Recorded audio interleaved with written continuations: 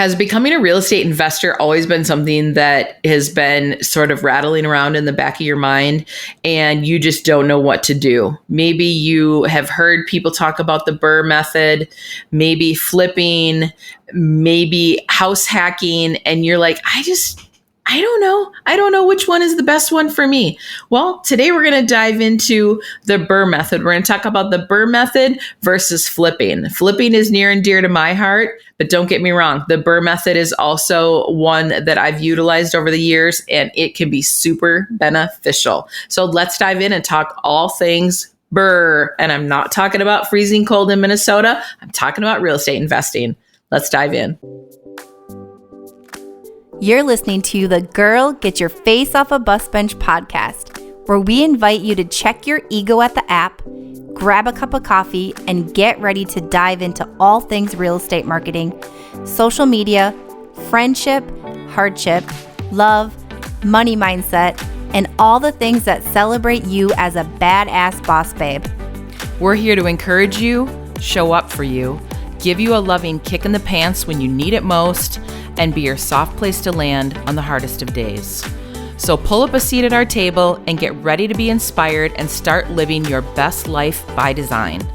Welcome to the Girl Get Your Face Off a Bus Bench podcast. We are so excited you're here. Okay, girls, let's dive in.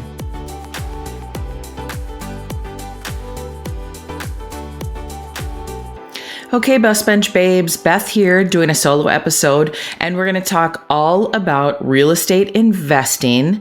It is a topic that's near and dear to my heart, and I think it is for many real estate agents, but if it's not for you, it might actually be for your clients, and you need to be able to have an educated and intelligent sounding conversation. And even if it's at a high level, just so your clients know that, yeah, you've got your finger on the pulse and you know what's happening in investing space. So we're going to talk today specifically about the BRRRR method. BRRRR, yeah, like BRRRR. I live in Minnesota and it's freezing out. Yeah, that kind of BRRRR. BRRRR stands for buy, rehab, rent, and refinance.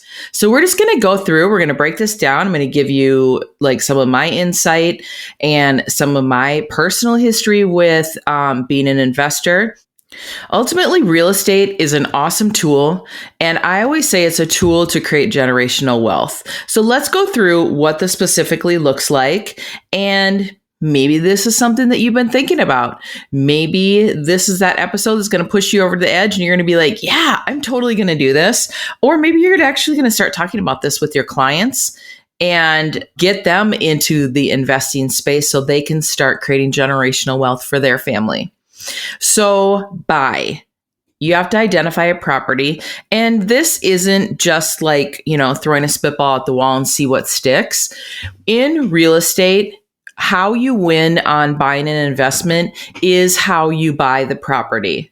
It seems counterintuitive because I think a lot of people think that how you make money is they're like, well, I sold it for top dollar.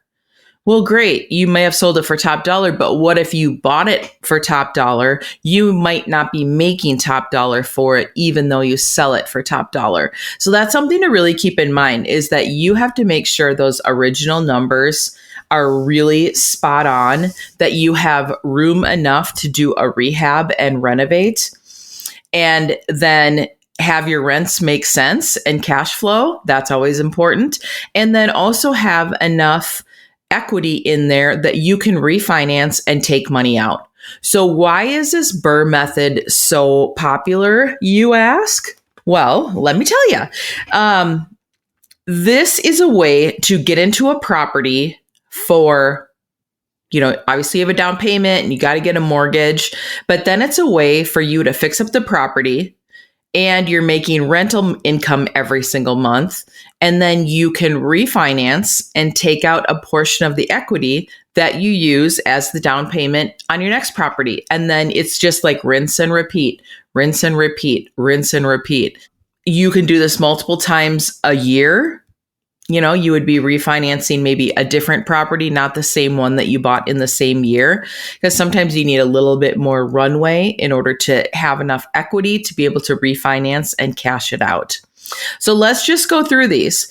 Buying, like I said, buying is really important. You win on the buy.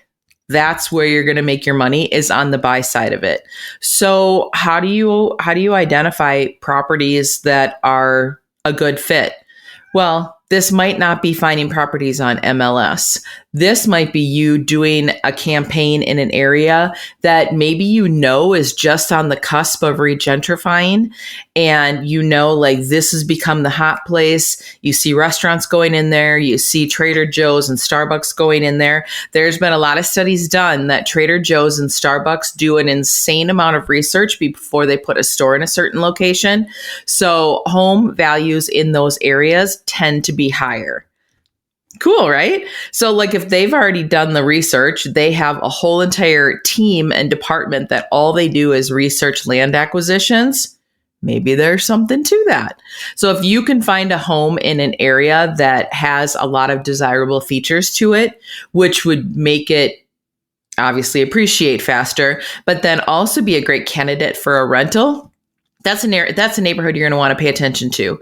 And is maybe there a block that's kind of like, ooh, this block could be cuter if people started putting some love and attention into it. Well, I know an investor that owns a whole entire block and he happens to live in there. And when everyone started selling, he started snatching it all up. And he told me, he's an old guy, probably in his 80s. He's been doing this forever and he didn't have a job that made him a ton of money. He always just had a really kind of steady Eddie job. He worked for either the gas or electric company. I forget which one. And he was able to just slowly accumulate the properties. And he said, Beth, it's so much easier to maintain them because I can walk there with my toolbox and make any repairs. He's super handy. He knows a lot of other people in the trades. So that is just a model that worked for him. Just buy as many properties as you can right around your house and make it easy on yourself. So put in a lot of research, a lot of background into buying, and not just necessarily the price of the house. You're also going to want to look at what rehab costs are. Rehab costs right now, if you're in a position where you have to hire everything out, they're through the roof right now. We did a major flip last year on a commercial type property where the city required that we hired a commercial plumber and a commercial electrician.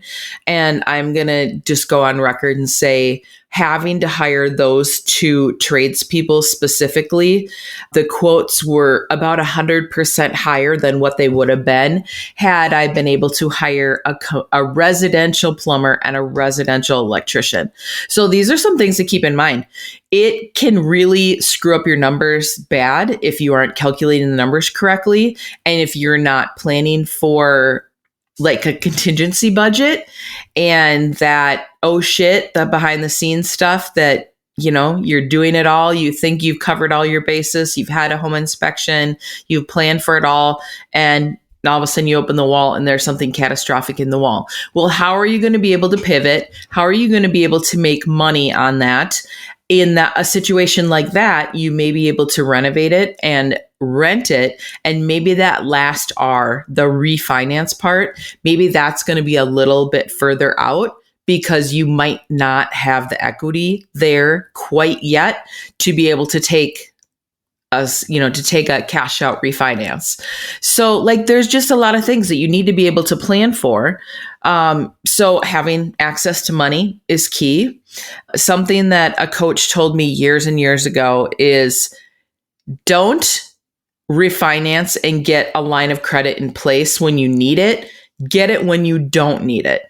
And why that is because you're going to be able to have access to more money just for a peace of mind. We put a second mortgage, a line of credit on our home. And we did that. We did that years ago when we had low equity. And then when we had more equity, we refinanced and actually tripled the size of that line of credit. And what I love about it is that it's peace of mind. And what I really love about it is that I just have a bucket of cash sitting there. And if the perfect property pops up on the market, I am able to tap into some cash to be able to buy another property. Or if somebody were to come to me and say, hey, Beth, I have this awesome investment idea and I'm looking for investors, I can say, well, yeah, I have access to cash. And obviously there's a monthly payment on that, but as long as I'm being mindful about that, that is peace of mind, and having access to money is freedom. So get a line of credit in place on your current mortgage now if you can, because that could potentially give you some leverage to get in and buy that first investment property. But in terms of rehab, so I am very, very familiar to this. I put my flip on the market recently that my family and I had been working on. So I do flip properties. And so just a little sidebar, the BRRRR method is a long-term investment strategy. And it's a great way. It's called the long-term value capture, meaning that you will have income coming in for decades. Whereas flipping homes is a short-term method where you're getting as much money out of the property in the shortest amount of time. So currently flipping works good for me, but I have done the BRRRR method as well. And I owned a property for years and years, and it actually worked out super awesome. But when we're talking about our rehab, I do my rehabs with my parents and my husband. And my stepdad was a home inspector. He's remodeled more homes than he can count. He was a very highly sought after handyman when he wasn't working on our own properties. And he has the ability and the wherewithal to do the majority of the stuff in our properties. So that works out really great, because that's where we save a ton of money. So I'm always mindful about how we buy the property, but then in terms of, okay, what do we have to sub out versus what is the work that we can do ourselves? So my mom and I are really good painters. Things like knockdown on the ceilings, taking down the disgusting popcorn and putting down knockdown on the ceilings.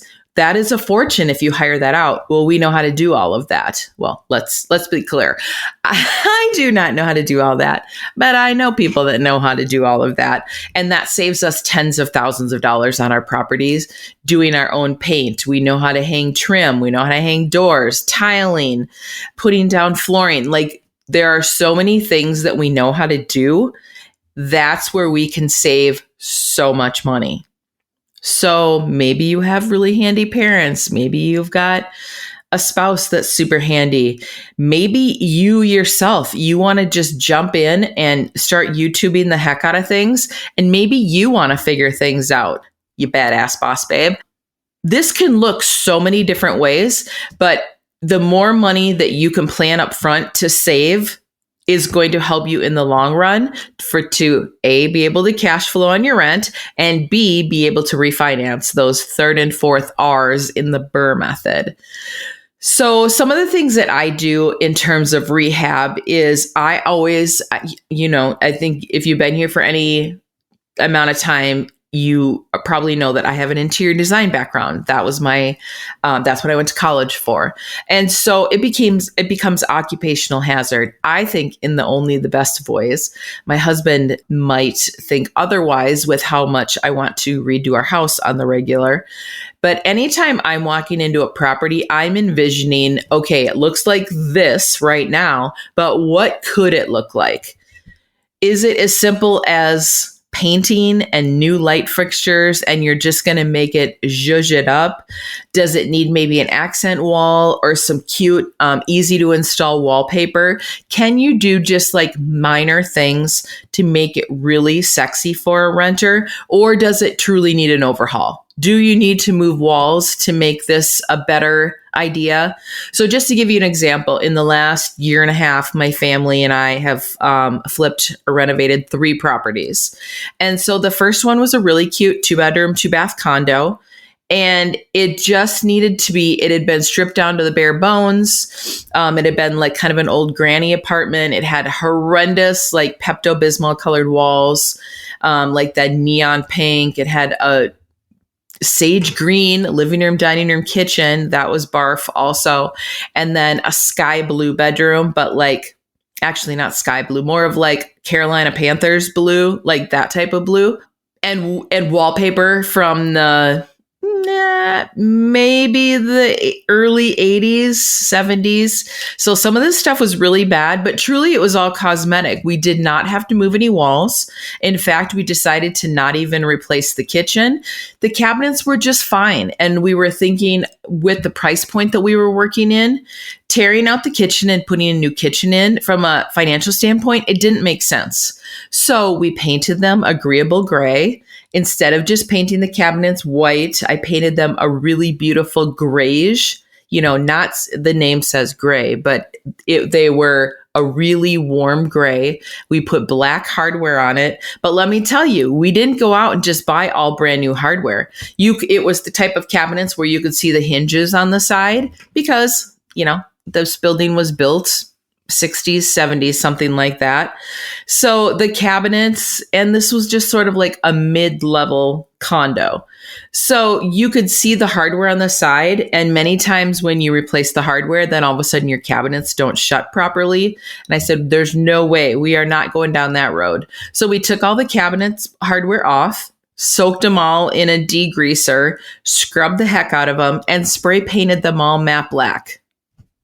How much is a can of spray paint? Back in the day, a can of spray paint was like $2. Now it's $10, but we were able to update the hardware to look like something totally modern and current for $10. And then the hardware, the pulls and the knobs that we put on the cabinetry, I found all of that at Amazon.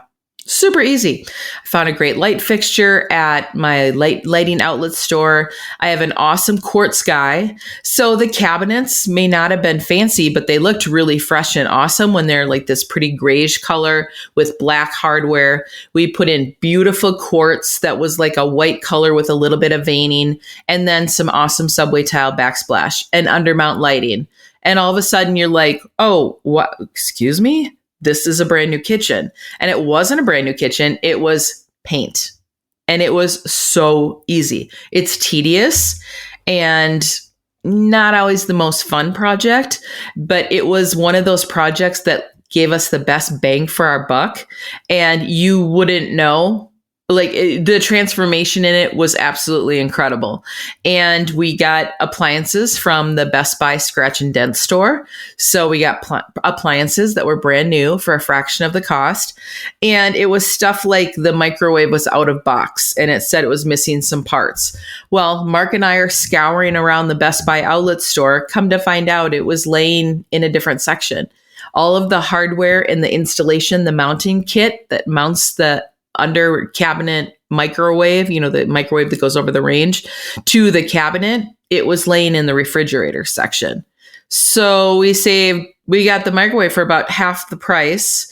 The range had a ding on the side of it, which was up against the wall anyways, which you would never see. And I don't know what was going on with the dishwasher, but we saved money on the dishwasher also. So it's really surprising if you get creative with how you update things. I always am really concerned when I'm working with investors and they're like, oh, I've got this big crew and, they're ordering everything super top of the line. I always say, remember, this is not your house. You are not going to live there. That's like a mantra. I was working with this couple years ago and they've become awesome friends since our first time working together. And the wife she's like me. She's a visionary. She walks into a property. She can see everything beautifully, just like I can. And so she's like, oh, I want to do this and this and this. And I can see the panic. The husband is like sweating, like dabbing himself, like, oh my God, like, what is she doing? This renovation is going to cost more than just buying new construction. And so I could see the panic was like creeping up in Mr. Buyer. And I finally just said, hey, Mrs. Buyer, a mantra that I want you to repeat to yourself is, this is not my home. I'm not going to live here. This is not my home. I'm not going to live here. And just because we're saying this mantra to yourself does not mean that you're going to make a crappy place. That's not what I'm saying at all. But keep in mind, your first house is not your end house. and you're making this be a rental. So of course you want it to be nice. You want it to be on trend, but does this have to be as nice as your $800,000 house that you have way across town? That's what I needed to keep reminding this buyer, is that they lived in nearly $1 million house. Well, the rentals that they were working on were not $1 million houses. They were not in $1 million zip codes. They were not in $1 million area school districts. And so that was a mantra you needed to just keep saying to yourself. And later the husband said, "Thank you so much." I said, "Well, I can see that this really makes you nervous." And he goes, "She has an awesome vision. She has an awesome eye. She just needed the reminder that we didn't need to put in designer light fixtures and designer everything." And I'm like, yep, that's what it is. One of the methods that I love to incorporate into my renovations is a high-low method. High-low, and I do this same thing with my wardrobe. I do this same thing when I'm decorating my house. And what high-low means is, in my wardrobe, for instance, I might be wearing a sundress from Old Navy that cost $20. And then I'm going to have on designer sunglasses. I'm going to have on like awesome jewelry. I might have on a gorgeous necklace that I picked up somewhere in my travels. I'll probably have on some cute designer sandals. But that's what high-low is. So like the main part of the outfit, I spent $20 on, and then maybe you're spending more money on other things that, like the jewelry. I always say the hardware and the light fixture in a home is the jewelry. The backsplash in the kitchen is the jewelry. So make your outfit look cute, like in our first flip where I painted the cabinetry. So that saved me a ton of money, and it was a $10 can of spray paint to update the hardware, and probably a $40 gallon of paint, or maybe $50 for a good gallon of paint for the kitchen cabinets. But then I spent a little bit more money on the quartz countertops and the stainless steel appliances. But then another thing, like, okay, how else can I save some money? We didn't need a super bougie designer backsplash. So we just bought some basic, big, oversized subway tile and put that in. And it was just all these little touches, a matte black faucet that I found that looks more high end than what it is. Amazon find. So that's where you need to be really mindful on your rehab so you don't blow the budget and things spiral way out of control.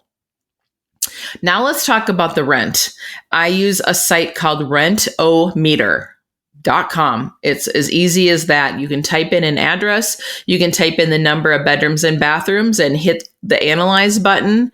And just keep in mind, I do this pretty regularly, and then it kicks me off the free account. So a free account will let you run maybe 5 analysis before they're going to ask you to pay for it. But even paying for it is pretty affordable. And it is a good way to just sort of like double check the math. You can also scour places like Craigslist and Facebook Marketplace and stuff like that. But I love the Rentometer site. It's just going to give you a high level, and it will say like low, median, and then high averages of like what you can expect to get for rent. So that's pretty straightforward. Now let's talk about the refinance. Refinancing can be tricky because there's so many other factors involved with it that may or may not be out of your control. So how did you buy it initially? Did you overpay for it? Was the number just sort of like right on the edge of overpaying for it? How did your rehab numbers come in? That's something to think about. And what kind of rents are you getting? Are you cash flowing on this property, or are you just breaking even, or are you sort of pinched and you're in a spot where you aren't quite cash flowing yet and you're hoping to be eventually? There's a lot of things like that to take into consideration.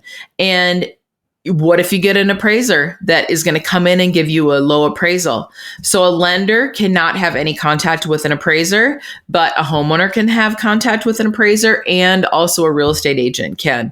So maybe you want to do your due diligence and really meet with the appraiser. Hey, this is all I've done. These are things we considered. This is what we looked at. This is what we used as our model.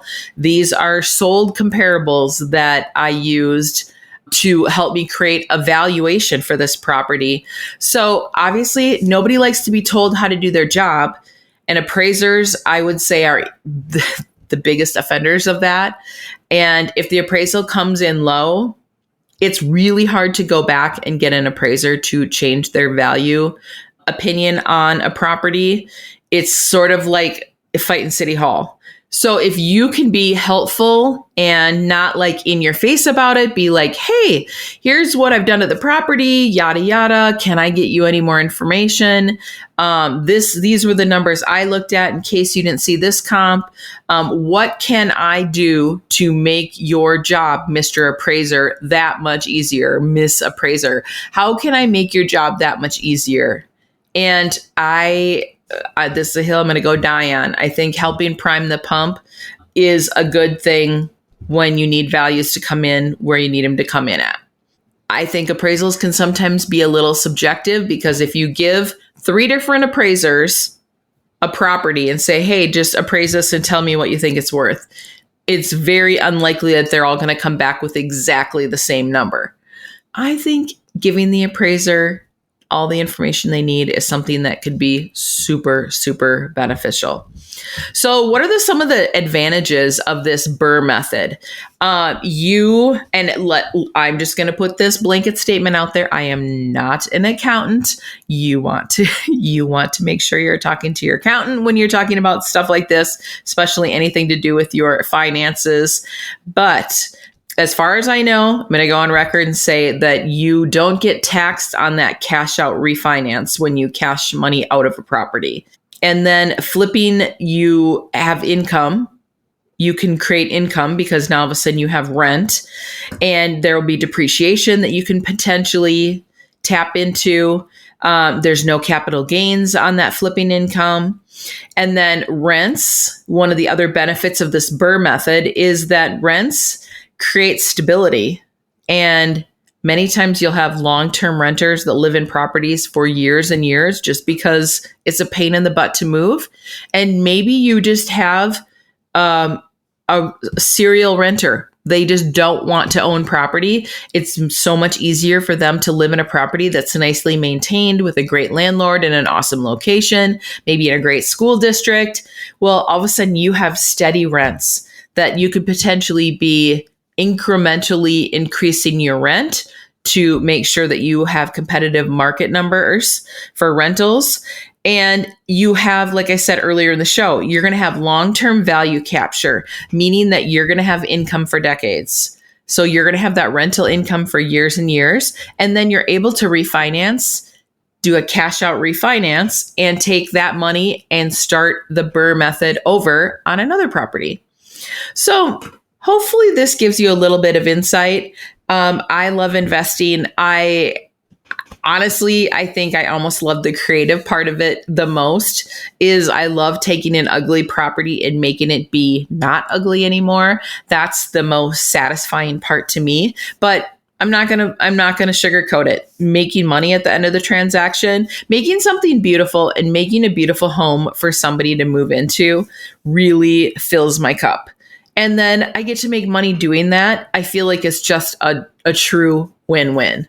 So if you ever want to talk about investing, reach out. You know I'm your girl. I love talking about, especially the rehab part of it. That is one of my favorite parts. So hope you learned something, and reach out. Any questions? Anytime. Would love to chat. So until next time, bus bench babes, keep your face off a bus bench and keep being the badass boss babes that you are. Okay, girls, are you feeling as inspired as we are? We're over here cheering you on because you just finished another episode of the Girl Get Your Face Off a Bus Bench podcast. If you want more, Head over to girlgetyourfaceoffabusbench.com for show notes and more episodes. And don't forget to subscribe and leave us a 5-star review. They mean the world to us, and they're what keep us going. Girl, thanks for being here.